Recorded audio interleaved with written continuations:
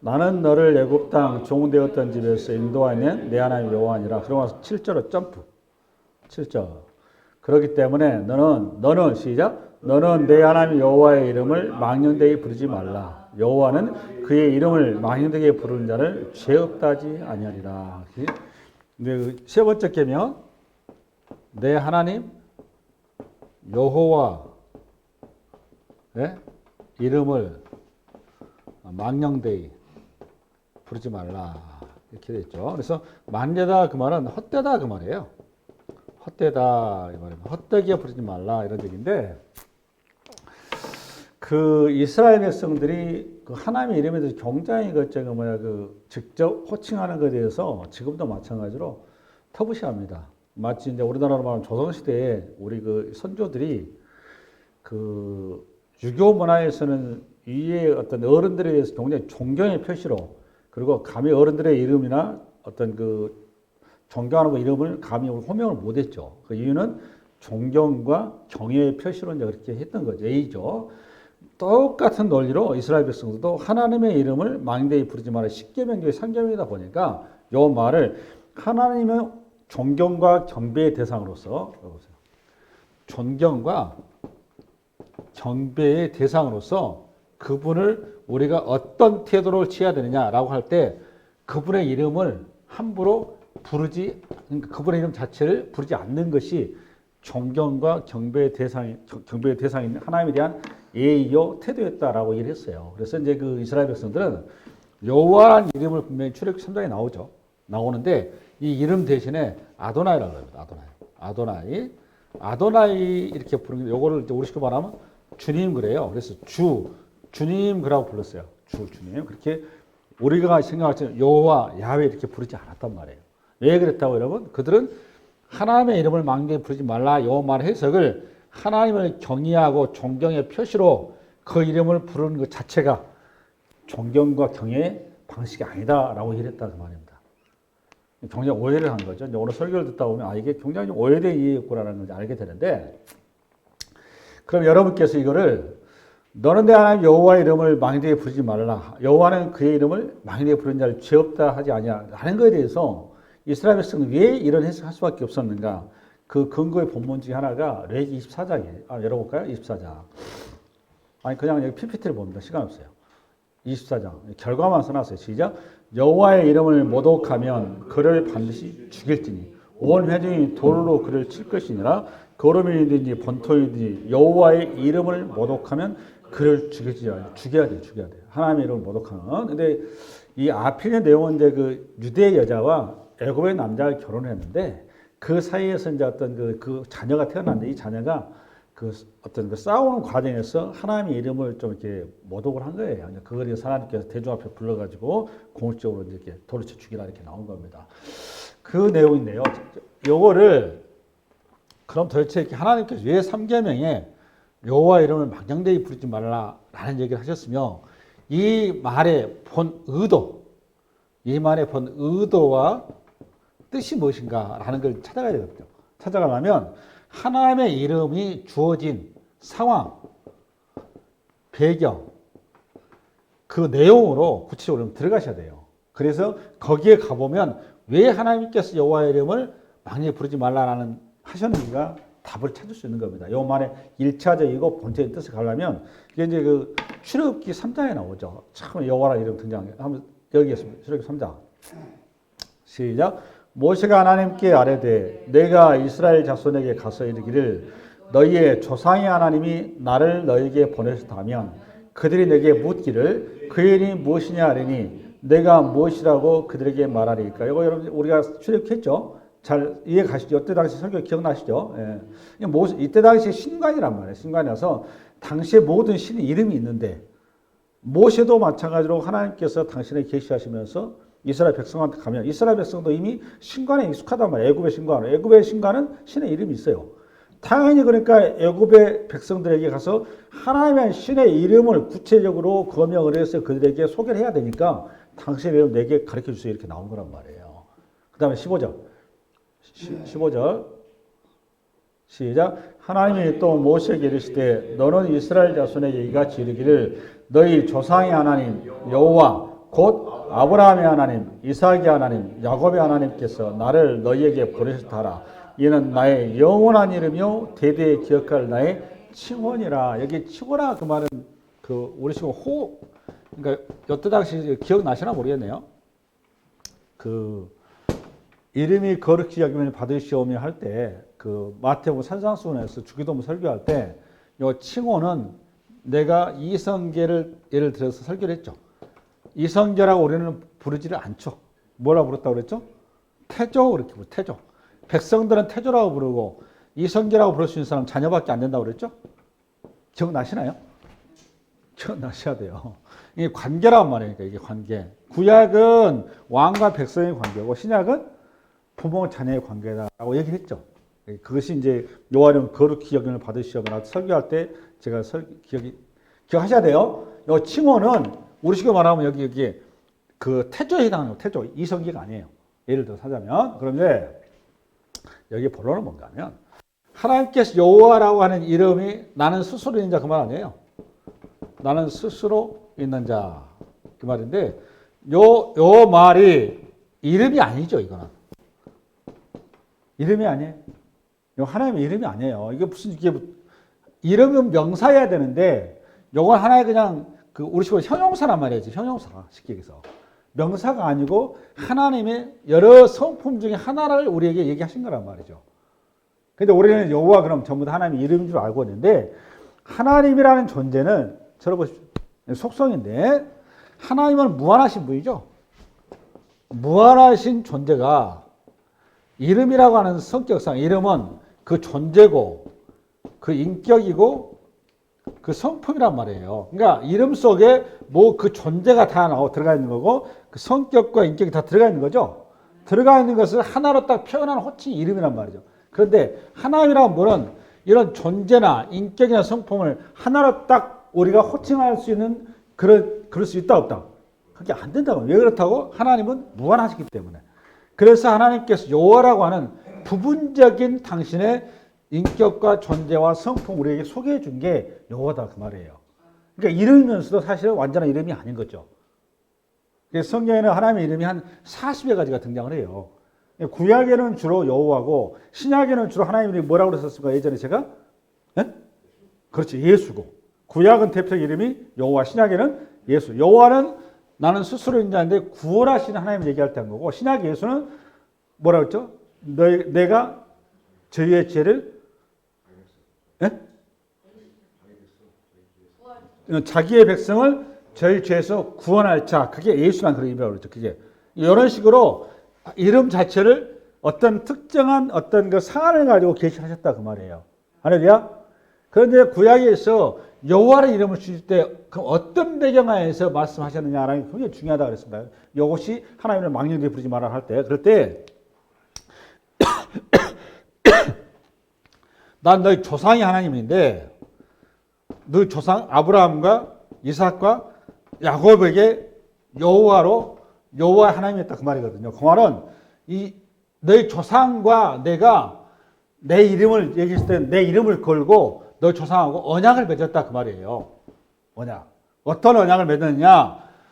나는 전지전능하고 무소부지하고 완전하고 무한하신 하나님으로서 내가 약속한 것은 1.1억도 변함없이 100% 완성하고 이루는 그런 전지전능하시고 완전하시고 성실하시고 무한하신 하나님이다 라고 네 조상에게 언약했던 하나님이며 동시에 내가 언약한 것을 한 번도 어긴 일도 없고 한 번도 그거를 취소한 일도 없고 한 번도 그것이 후퇴한 일도 없고 완벽하게 이루어졌다 그 말이에요. 그러니까 저 봐봐요. 나는 하나님 너희 하나님 여호와를 만약에 읽지 마라 그 말은 네 하나님 어떤 하나님이다 그 말이에요. 이 말 속에 그 말은 나는 전능한 하나님이다 그 말이에요. 쉽게 전능한 하나님이다. 나는 완전한 하나님이다 그 말이에요. 그러니까 1, 2계명이 하나님의 존재의 방점을 뒀다면 하나님의 존재, 무한하시고 무소부지하신 하나님이라면 이 오늘 3계명은 하나님의 능력의 방점이 있는 겁니다. 능력. 하나님의 행위의 방점이 있는 거예요. 할렐루야. 그래서 하나님은 어떤 부분을 강조하냐? 하나님은 전지전능한 하나님이다. 할렐루야. 당신이 말씀하시고 언약하신 건 반드시 뭐 하신다? 실행하신다. 이게 왜 이런 표현이 나오는가 하면, 여호와라 나오는가 하면, 여러분 이 자리가 모세가 어떤 상황에서 하나님의 이름을 받고 있는 거예요, 여러분. 모세가 지금 늙은 영감이죠. 108의 성산 지팡이 하나 가지고 이 남자만 200만인데 자기 민족이 종살이 하고 있는데, 우리 식으로 말하면 총도 없어요. 무기도 하나도 없는데 그 백성이 애굽의 재래식 군대를 앞에 그들하고 싸워서 그들이 지금 끄집어내야 돼. 그래야 해방을 시킨다는 거예요. 그러니까 여러분 모세 입장에서 어이가 없는 거 아니에요. 그러니까 호렙산에서 불렀을 때 모세 계속 하나님 말도 안 되는 얘기 좀 하지 마세요. 제발 좀 이렇게 좀 상식적인 얘기를 하셔야지. 그렇게 이제 이렇게 뜬구름잡는 얘기 하지 마시고 현실적인 얘기를 하세요. 자, 못하면 계속 물러서잖아요. 근데 우리 주님께서 계속 이적을 베풀었죠. 그죠? 지팡이가 뱀이 되게 하고. 여러 가지 이적을 하시잖아요. 그래서 설득을 해서 마지막에는 그래도 안 되니까 호통을 쳐가지고 우리 지금 협박을 한단 말이에요. 빨리 가! 이렇게 된 거란 말이에요. 이게 모세가 이제 어떨결에 그냥 등 떠면서 가고 있는데 아무리 생각을 해도 답이 안 나와. 맞아요? 틀려요? 그런 정황 가운데 하나님께서 당신은 내가 어떤 신조 하느냐라고 계시한 이거란 말이에요. 나는 네 조상 아브라함, 이삭, 야곱에게 내가 한 말을 한 번도 그걸 어긴 일이 있다 없다? 없다 그 말이에요. 구체적으로 한번 가볼까요? 그 창세기 17장 한번 열어봐요. 창세기 17장 시작.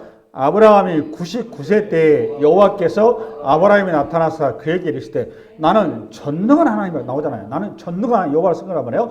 너는 내 앞에서 행하여 완전한 요거란 말이에요. 지금 오늘 지금 하나님을 망령되게 부르지 말라 요 말에 우리가 첫 번째 가져야 태도가 하나님은 어떤 하나님이다?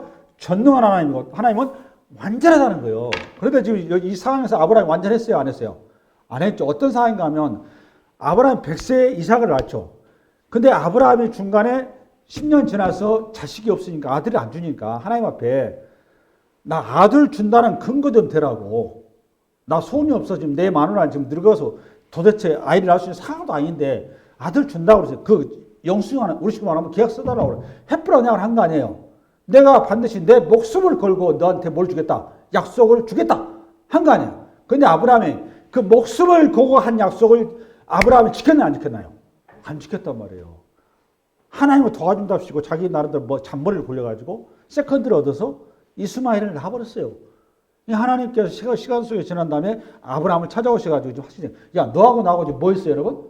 무슨 얘기다? 너 아브라함아, 너하고 나하고 뭐 했지? 언약했다고. 뭘 걸고? 목숨을 걸고. 그런데 너 어떻게 해서 지금 네 목숨 내놔 이렇게 된 거예요, 지금 쉽게 얘기해서. 나는 전능하다고. 나는 없는 것이 있는 것 같이 죽은 자를 살리는 하나님이시라고. 할렐루야. 무한하신 하나님이라고. 모든 것이 가능한 하나님이라고. 그 얘기를 하신 거예요. 그러니까 이 말은 들어봐봐. 여호와를 망령되게 걷지 말라 이 말은 여호와 이름을 부르라 말라 이런 얘기가 아니고 정확히 얘기하자면 하나님을 완전하게 전능한 하나님으로 완전한 하나님으로 너가 믿음을 가지라 그 말이에요. 믿음을 가지라. 할렐루야. 무슨 말 이해하셨죠? 그러니까 하나님의 이름을 망령되게 부르지 말라 그 말은 하나님 앞에 믿음 없이 행동하지 마라 이 말하고 똑같은 거예요. 하나님께서는 신이신데 전능하시고 완전한 신이어서 당신의 말을 한 번도 하나님께서 취소하거나 그걸 위반하거나 한 번도 실행하지 않은 지 한 번도 없다 그 말이에요. 너 그 조상 아브라함과 이삭과 야곱에게 내가 한 얘기 다 하나님께서 이뤘다 그 말. 여러분 야곱 봐보세요. 그 정말 우리 식으로 말하면 거지 같은 인생 아니에요. 이 창세기 28장에 보면 베델에서 형님 쫓겨 도망가다가 형님의 그 버티고 있는 가나안 땅에 야곱이 돌아올 거라는 꿈에도 생각을 못하고 간 거란 말이에요. 그때 하나님께서 베델에서 야곱에게 언약을 했죠. 언약했어요 안 했어요? 창세기 28장 여러분. 창세기 28장 시작. 야곱이 브에르세바에서 떠나 하란으로 향하여 가더니 한 곳에 이르렀는데 해가 진지라 거기서 유숙하려고 그곳에 한 돌을 가져다가 베개로 삼고 거기 누워 자더니 꿈에 본즉 사닥다리가 땅 위에 섰으인데 그 꼭대기가 하늘에 닿았고 또 본즉 하나님의 사자들이 그 위에서 오르락내리락 하고 또 본즉 여호와께서 그 위에 서서 이르시되 나는 여호와니 너의 조부 아브라함의 하나님이요 이삭의 하나님이라 너가 누워있는 땅을 내가 너와 내 자손에게 여기도 똑같은 얘기입니다. 아브라함이나 이삭이 하나님은 네 조부 아브라함과 이삭하고 내가 약속한 거야 한 번도 나는 어긴 일 없다 그 말이에요. 너 그거 기억해라. 그러나 하는 얘기란 말이에요. 그러고 나서 14절 시작. 내 자손이 땅의 티끌같이 되어 너가 서쪽, 동쪽, 북쪽, 남쪽으로 펴져나갈 것이며 땅의 모든 족속이 너와 내 자손으로 말미암아 복을 받으리라. 할렐루야. 요걸 그러면서 내가 너와 끝까지 함께하겠다. 할렐루야. 임마누엘 하나님 얘기한 거잖아요. 이 약속을 하나님께서 성취했나요, 안 했나요? 성취했죠. 이게 35장에 나오는 거 그거예요. 35장이라고 봐요. 창세기. 시작. 하나님이 그에게 이르시되 내 이름이 야곱이지만은 내 이름을 다시는 야곱이라 부르지 않겠고 이스라엘이 내 이름이 되리라 하시고 그의 이름을 이스라엘이라 부르시고 하나님이 그에게 이르시되 나는 전능한 하나님 또 나오잖아요. 나는 무한 하나님, 전능한 하나님. 생육하여 번성하라. 한 백성과 백성 총회가 내게서 나오고 왕들이 내 허리에서 나오랴. 이걸 이루신 거란 말이에요. 내가 아브라함과 이삭에게 준 땅을 내게 주고 내가 내 후손에게도 그 땅을 주리라 하시고 이 약속이 아브라함과 이삭과 야곱에게 내가 너희 조상한테 한 얘기 약속이 이루어졌냐 안 이루어졌냐 지금 모세한테 얘기한 거예요. 너 조상 아브라함과 이삭의 약속이고 그 나하고 약속한 걸 네 조상들이 이룰 수 있는 실력이 되든 안 된다. 너처럼 안 되지 않느냐. 그런데 내가 그걸 이루지 않느냐. 마찬가지로 너도 마찬가지다 그 말이에요. 할렐루야. 그러니까 여호와의 이름을 망령히 부르지 말라 이 말은 하나님의 약속과 말씀과 하나님이 어떤 분에 대한 정확한 이해를 가지고 그 하나님에 대한 믿음으로 굳게 서고 말씀 앞에 온전히 순종하며 믿음으로 나가라 그 말이에요. 그렇지 않는 것이 하나님 앞에 뭐한 거다? 하나님 이름을 망령히 부르는 거예요. 단순하게 호칭을 부르고 안 부르고 얘기를 한 게 아니란 말이에요. 할렐루야? 아멘. 그러면 하나님의 이름을 망대 일컫는 현장이 어디가 있느냐? 구체적으로 좀 가볼 필요가 있겠죠. 하나님의 망대 부르는 현장을 사례로 한번 가보겠는데 여호와께서 나단을 다윗에게 보내시니 그가 다윗에게 가서 그에게 이르되 한 성읍에 두 사람이 있는데 한 사람은 부하고 한 사람은 가난하니 그 부한 사람은 양과 소가 심히 많으나 가난한 사람은 아무것도 없고 자기가 사서 기르는 작은 암양 새끼 한 마리뿐이라 그 암양 새끼는 그와 그의 자식과 함께 자라며 그가 먹는 것을 먹으며 그의 잔으로 마시며 그의 품에 누움으로 그에게 딸처럼 되었거늘 어떤 행인이 그 부자에게 오매 부자가 자기에게 온 행인을 위하여 자기의 양과 소를 아껴 잡지 아니하고 가난한 사람의 양새끼를 빼앗았다가 자기에게 온 사람을 위하여 잡았나이다 하니 다윗이 그 사람으로 말미암아 노하여 나단에게 이르되 여호와의 살아계심을 두고 맹세하는 봐보세요. 여호와의 살아계심을 두고 맹세한다 이 말은 지금 누구 이름으로 맹세하고 있는 거예요 지금? 그렇죠. 하나님 이름으로 지금 누가? 다윗이 맹세하고 있는 거잖아요. 맹세하노니 이 일을 행한 그 사람은 마땅히 죽을지라. 6절 나와 있어요. 그가 불쌍히 여기지 아니하고 이런 일을 행하였으니 그 양새끼를 4배나 갚아 주어야 하리라 한지라. 이 배경은 제가 굳이 지금 설명을 안 해도 여러분들이 잘 알기 때문에 더 이상 얘기를 안 하겠습니다. 여러분 다윗이 어떤 사람입니까? 다윗은 하나님 앞에 합한 자라고 되어 있죠. 그 합한 자의 대표적인 본문이 어딘가 하면 그 표현상으로 나왔을 때 우선 1차적으로 블레셋을 골리앗을 대항하는 자리에서 정확히 하나님의 이름을 막는 데 부르자는 현장이 다 나와요. 그럼 잠깐 봐볼까요? 17장, 사무엘상 17장. 사무엘상 시작. 다윗이 블레셋 사람에게 이르되 너는 칼과 창과 단창으로 내게 나아오거니와 나는 만군의 여호와의 이름으로 곧 내가 모욕하는 이스라엘 군대의 하나님의 이름으로 내게 나아가. 이게 유명한 골리앗과 다윗 싸움이죠. 맞죠? 이때만 다윗이 신앙이 푸르렀어요. 아주 정말 푸르렀는데 이때 푸르기 때문에 성령의 음성에 아주 예민해서 하나님 앞에 신실한 믿음으로 말도 안 되는 싸움을 하나님의 이름으로 나가거나 봐요. 자기가 이 싸움을 이긴 게 아니죠. 할렐루야. 아멘. 그런 다윗이 오늘 그 하나님의 이름을 어떻게 해버렸어요 지금? 망령되게 해버렸죠. 그게 아까 얘기한 것처럼 자기가 밧세바를 범하고 나서 사람을 살인하고 간음하고 온갖 안 좋은 걸 다 저지르고 나서 그 당사자인 본인이 자기가 죽을 죄라는 것도 모른 채 하나님이 어떤 분이라는 것을 평소에 전혀 그가 인식이 안 돼 있다고 하니까 살인하고 간음하고 그런 짓을 한단 말이에요. 그리고 그것도 하나님의 이름을 이용해서 감히 망령되게 지금 선포하고 있는 거예요. 그거를 하나님의 이름을 망령되게 부르지 말라 이 말이에요. 그 말은 이걸 정리하자면 이런 얘기입니다. 그러면 첫 번째 하나님의 이름을 망령되게 부르지 말라 이 말은 이런 뜻이에요. 첫 번째 뭐냐? 하나님은 전지 전능하시고 완전하신 하나님이다 그 말이에요. 완전하신 하나님이다. 할렐루야.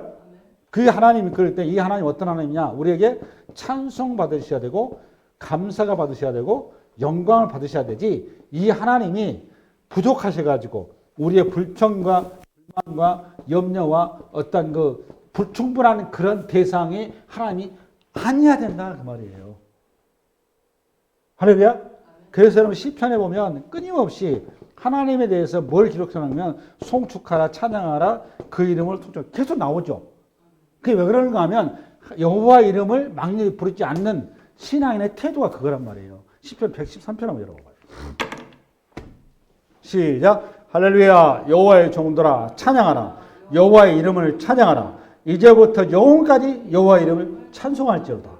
해 돋는 데에서부터 해 지는 데까지 여호와의 이름이 찬양을 받으리로다. 여호와는 모든 나라보다 높으시며 그의 영광은 하늘보다 높으시다. 맞죠? 이게 지금 여러분 복음성가에 나오고 찬송가에 나오잖아요. 왜 그렇다고 여러분? 하나님은 어떤 것에 부족함이 없는 분이고 어떤 것에 모자람이 없는 분이고 완전하시고 완벽하시고 그래서 그분은 신실하시고 약속에 우리에게 인애와 인정과 사랑이 충만하신 분이다 그 말이에요. 여러분 우리가 우리 산상수훈 때 우리가 왜 원수를 우리가 사용할 수 있는 거죠? 우리가 왜 원수를 사용할 수 있는 거예요, 여러분? 네?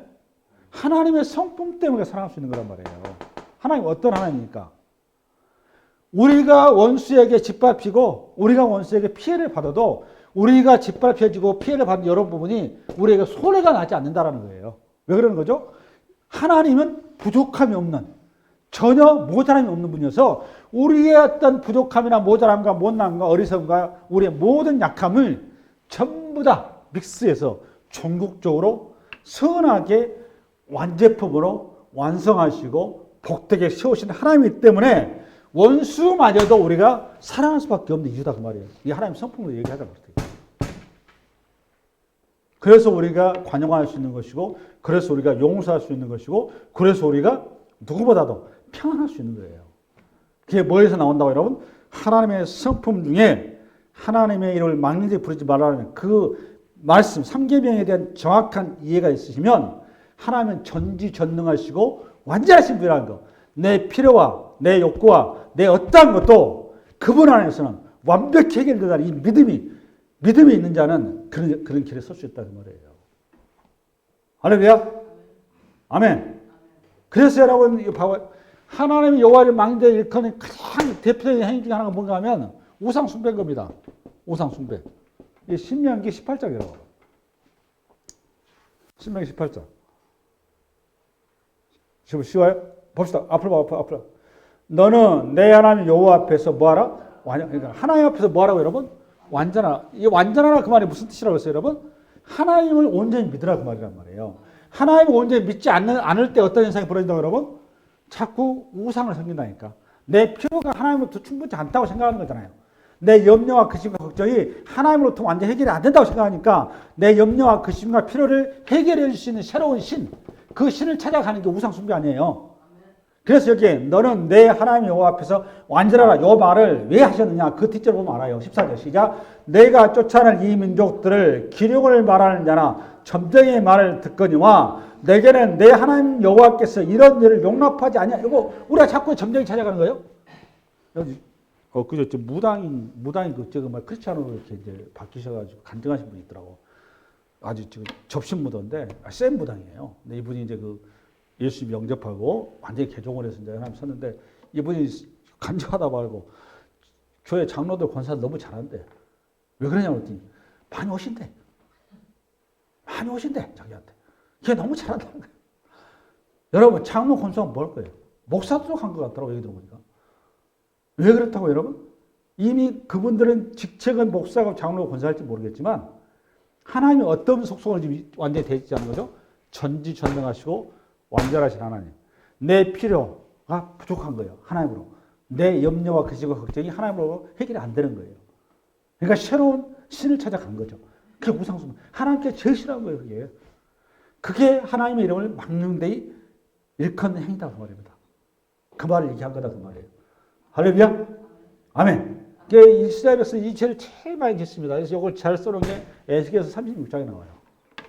내 이름을 더럽혔다 너희들이 이 땅의 가나안 땅에서 너희들이 내 이름을 더럽혔다. 그 내 이름을 내가 회복할 것이다. 너희가 내 이름을 회복하는 게 내 스스로 회복하겠다. 그게 세형을 통해서 이루겠다. 그게 소위 말하면 십자가에서 예수 그리스도를 통해서 죽었다 부활하시고 그 다음에 세형을 부어서 성령을 부어서 우리가 하나님 앞에 나오게 하겠다 그 말이에요. 그 신학적으로 그게 지난번 제가 산상수훈 설교할 때 주기도만 할 때 설교는 신학을 풀어놓은 게 그거예요. 한번 가서 들어보세요. 할렐루야. 아멘. 아멘. 그다음 두 번째는 뭔가 하면 이게 이제 제일 중요하고요. 두 번째는 우리가 하나님의 이름을 망령되이 부르는 행하는 그 케이스가 어떤 경우인가 하면 두 번째는 첫 번째는 믿음이 없는 경우죠. 그렇죠? 믿음이 없는 거고 두 번째는 그 남용하고 오용을 해요. 하나님 이름을. 어떤 경우인가 하면 아까 그 다윗 같은 경우가 하나님을 남용하고 오용하는 케이스입니다. 그러니까 하나님을 함부로 자기가 이름으로 맹세하고 하나님 이름으로 함부로 자기가 그거를 우리 식으로 말하면 그냥 들이미는 거죠. 그 대표적인 사례가 이제 그 사사기 11장 한번 열어봐봐요. 사사기 11장 PPT 봐볼까요?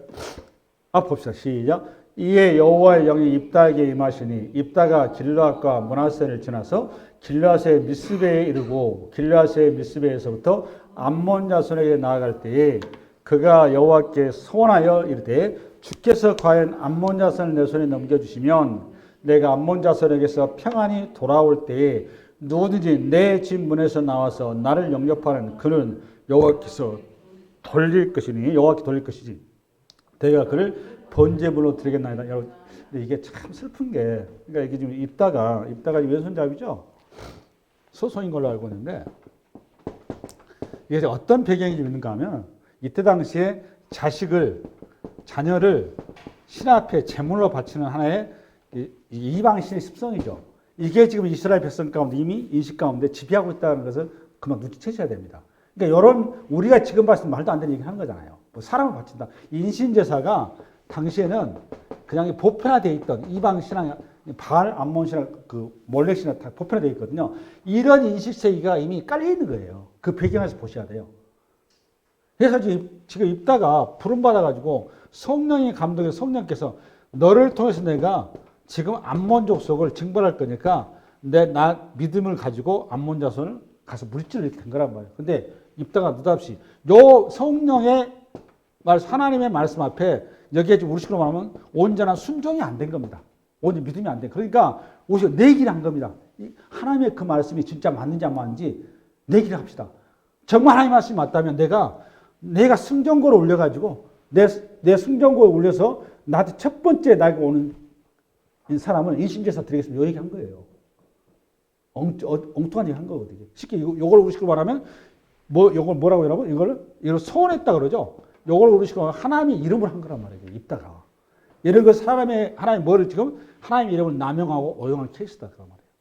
여러분, 요것 때문에 여러분, 입다가 이 전쟁이 실제로 승전고를 울려서 자기 집에 딱 갔더니, 여러분, 입다를 제일 환영할 사람이 누구겠어요? 동네 주민이겠어요? 자기 처자식이 제일 환영하는 거예요. 그건 당연한 거 아니에요. 입다가 승전고를 가지고 오니까 누가 제일 먼저 앞장서 환영하겠어요? 당연히 자기 자식이죠. 외동딸이 이 사건 때문에 우리식으로 말하면 목이 잘리고 피를 다 쏟고 온몸이 그냥 난도지 되어서 번제물로 바쳐지가 않아요. 이게 전형적으로 하나님의 여호와 이름을 망령되이 일컫는 행위란 말이에요. 하나님, 그럼 세 번째 케이스는 어떤 경우냐면 그 형상을 만들지 말라 가임에 상통한 건데 우리가 여호와의 이름과 여호와의 존재, 인격을 분리해서 이거를 가져가는 경우가 생겨요. 쉽게 말하면 여호와 이름이 하나의 이게 부적이 돼가지고 여러분 부적이 뭐죠? 부적이 딱 되면 뭐 귀신 악귀 쫓아가는 말이거든. 우리 말하는 십자가를 가지고 탁 되면 귀신이 도망가고 이런 거. 그러면 십자가 자체가 능력이 있나요, 없나요? 없죠. 이 부적 자체가 능력이 있어요, 없어요? 없죠. 여호와 이름 자체가 능력이 있는 게 아니란 말이에요. 여호와 이름에는 뭐가 있어요? 여호와라는 존재와 인격이 능력인 것이지 여호와 이름이 능력이 아닌 겁니다. 근데 이거를 자기의 영광과 자기의 탐욕과 자기의 어떤 욕심을 이루기 위해서, 뜻을 이루기 위해서 본체는 쏙 빼버리고 여호와 이름만 쏙 그냥 부적처럼 가지고 와서 이거를 자기 휘두르겠다 그 말이거든요. 이거를 여호와 이름을 망령되이 행한다 이렇게 하는 겁니다. 이 대표적인 사례가 어딘가 하면 디모데 후서 3장 5절 한번 읽고 시작. 경건의 모양은 있으나 경건의 능력은 부인하니 이 같은 자들에게 너가 돌아서라. 경건의 능력을 부인하면 안 된다 그 말입니다. 경건의 모양, 껍데기만 붙잡고 있거든요. 요 대표적인 경우가 어떤 경우냐? 사도행전 3장을 읽어봐요. 아니 8장. 시작. 시몬이 사도들의 안수로 성령 받는 것을 보고 돈을 들여 이르되 이 권능을 내게도 주어 누군지 내가 안수하는 사람은 성령을 받게 하여 주소서. 지금 뭐만 지금 받겠다는 거예요 지금. 네? 성령이 가지고 있는 능력. 그러니까 우리 식으로 하면 예수의 이름만, 예수 이름 안에 속한 예수님의 존재, 예수님의 인격을 쏙 빼버리고 예수님의 이름이라고 하는 하나의 껍데기만 딱 나한테 주라고 말이에요. 그것만 있으면 내가 내 손을 쪼박쪼박 하겠다 그 말 아니에요. 그러니까 모든 주도권이 누가 지겠다 그 말이에요? 자기가. 여러분 우리가 모든 이적과 모든 일을 할 때는 항상 주도권이 나한테 있으면 안 됩니다. 조심해야 되거든요. 이 기독교의 가장 중요한 건 뭔가 하면 기사와 이적이라고 하는 거는 그거는 하나님께서 당신 주도권을 하는 것이고 그 뜻이 있어야 돼요. 이게 말씀으로 정리가 돼야 되거든요. 근데 이거를 내가 이거를 어떤 그 뜻이 있고 내일 저 건물을 사고 싶다. 우리 대표가 우리 많은 신앙에 실수하는 건데 그런데 건물을 사고 싶으니까 여리고 성이 물었듯이 이 건물을 살 수 있는 능력이 생기기 위해서는 매일 7바퀴 건물을 도는 거예요. 비 나오나 누구나 우산 쓰고 그러면서 여리고 성은 무너질지다. 이 건물은 내 것이다. 라고 돈단 말이에요. 요거는 자기가 결정한 거예요. 하나님께서 말씀하신 거예요. 이런 것이 쉽게 해서 하나님의 이름이 도구화되어 있다 그 말인 겁니다. 아주 조심하셔야 돼요. 여러분 여리고성을 도는 거는 하나님께서 이스라엘 백성들에게 명령해서 도는 거예요. 홍해를 가를 때 하나님께서 모세가 홍해가 가라니까 생각은 했어요? 안 했죠. 죽었다 생각했죠. 그런데 하나님이 내가 홍해를 갈 테니까 너 여기 들어가 이렇게 된 거죠. 그러니까 말씀이 먼저예요. 내 뜻이 먼저예요. 말씀이 먼저. 그 얘기하는 거예요. 말씀이 먼저이지 아니하고 내 뜻과 내 의지와 내 생각이 앞서버리면 그림이 하나님이 뭐냐? 나는 목적이 하나님 수단이 되어버린 거란 말이에요. 그걸 하나님의 이름을 그렇게 내 수단화시키고 내 도구화 해버린 거 그게 하나님의 이름을 망령되이 행하는 것이다 그 말이에요. 시간이 다 돼버렸는데 열왕기하 18장이 대표적인 케이스입니다. 엘리야의 제단 같은 게 그게 바알신을 섬기듯이 하나님 섬기지 마라 그 말이에요. 아멘. 이 한 말씀이 이 한 주간 여러분 승리의 말씀으로 세우지 바랍니다. 수고하셨습니다.